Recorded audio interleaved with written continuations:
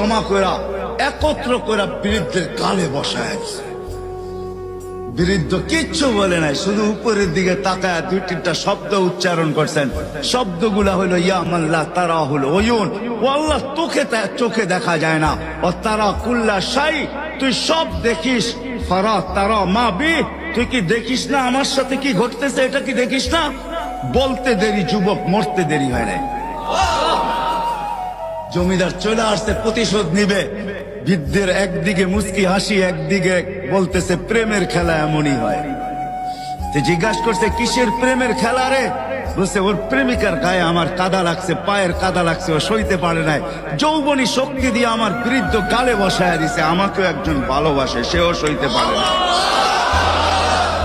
সেও সইতে পারে না, ও তো থাপ্পড় দিয়া খেলতো, সে জান নিয়ে নিছে, জান।